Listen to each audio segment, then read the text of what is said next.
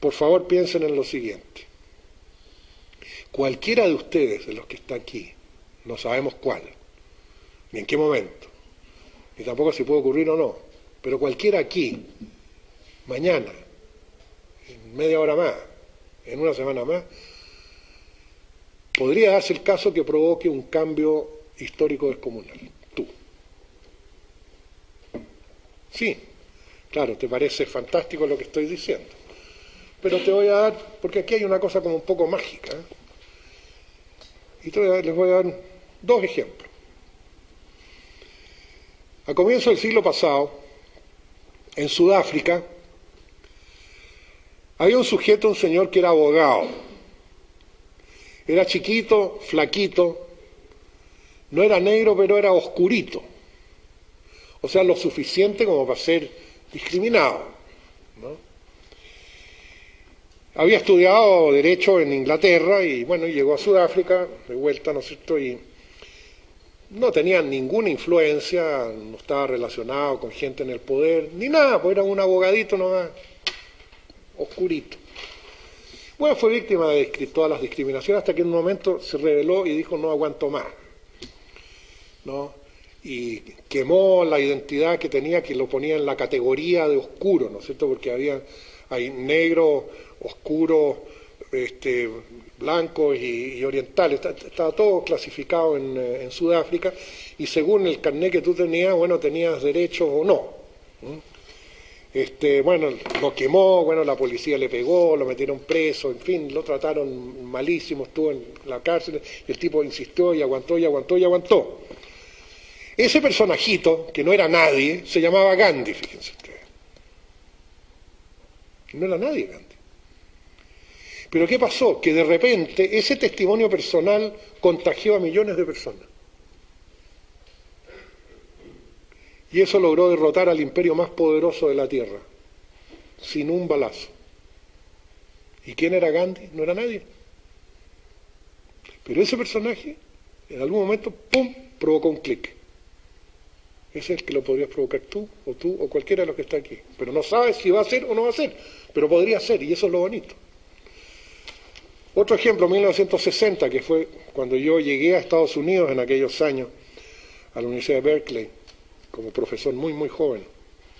Yo tenía 25 años.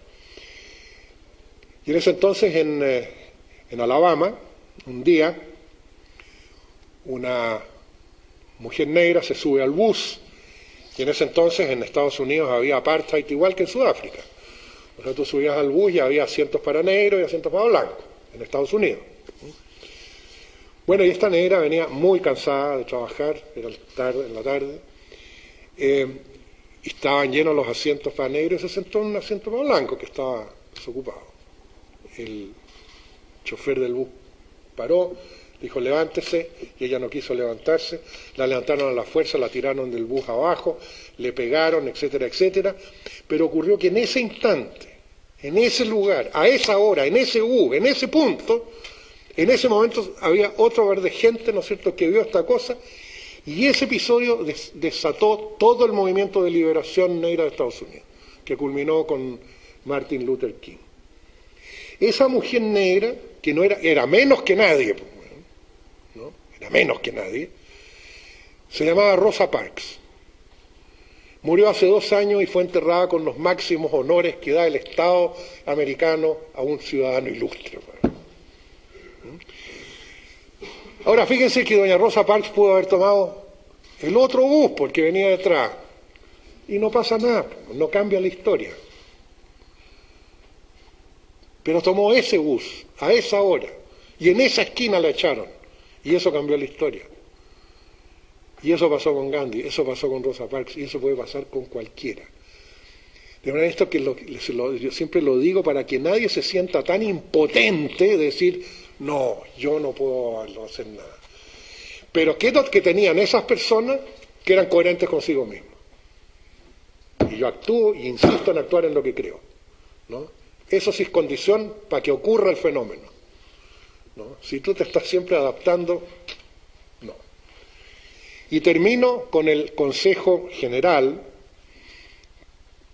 que se desprende lógicamente, de esto que acabo de decir. El mejor consejo que yo creo que le puedo dar a la gente joven. A cualquiera de ustedes, la gente, cuando ustedes estén frente a una alternativa, ¿no es cierto? Si hago esto, otro, me voy acá, acepto este puesto, que sea, siempre la gente que los quiere a ustedes, ¿no? Le va a decir, mira, no hagas esto porque no te conviene, pero haz esto otro porque esto sí te conviene, ¿verdad?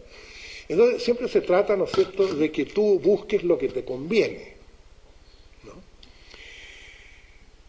Bueno, mi conclusión a estas alturas de mis 77 años de acumulada juventud es que ese es un pésimo consejo. Si ustedes viven toda la vida haciendo lo que más les conviene, es una vida bastante miserable. Ustedes no tienen que hacer lo que les conviene, ustedes tienen que hacer lo que tienen que hacer, punto.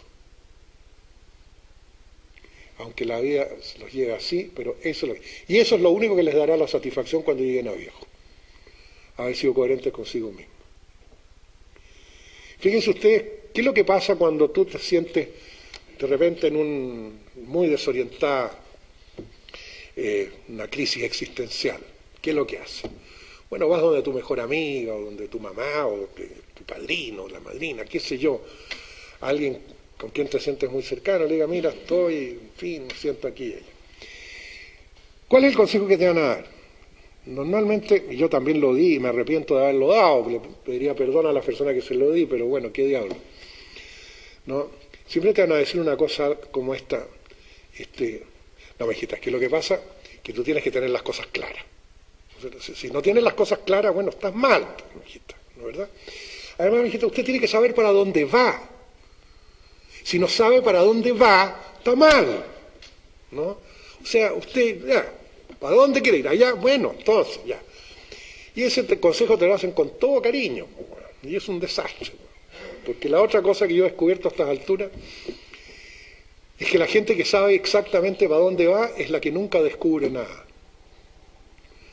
Porque se da lo que llamo la obsesión del punto fijo. Estoy aquí y tengo que llegar allá. Y en consecuencia, todo lo que hay entre medio se percibe como obstáculos que deben ser superados para llegar a donde quiero llegar. Y resulta que en esos presuntos obstáculos está toda la aventura de la vida. Pues. Entonces me lo paso con anteojera, ¿entiendes tú? Y nada, una vida pobre. ¿Cuál es el consejo? Aprende a derivar en estado de alerta. Saca todas tus antenas y deriva. Derivar no es dejarse llevar por la corriente. Si alguno de ustedes ha hecho surf alguna vez, en la ola, ¿qué es lo que es? Si tú vas a hacer surf y te propones de llegar a ese punto en la playa, te vas a sacar la mugre. Tú vas a llegar a la playa, no sabes dónde, pero vas a llegar. ¿Por qué? Porque estás jugando con la ola, estás jugando con el viento, estás jugando con el movimiento, ¿no es cierto? Es decir, estás derivando con todas tus antenas desplegadas, ¿no es cierto?, con todos los estímulos que estás recibiendo. Y vas a aterrizar en algún lugar de la playa. Fantástico. Pero no puedes saber de antemano que fue en ese metro cuadrado o en ese metro cuadrado. Es lo mismo. Derivar en estado de alerta. Ahí reciben los estímulos y eso generan creatividad y sobre eso los montan sobre el caballo de la coherencia y tenemos un mundo nuevo en el cual todos seremos por lo menos regularmente más felices. Muchas gracias.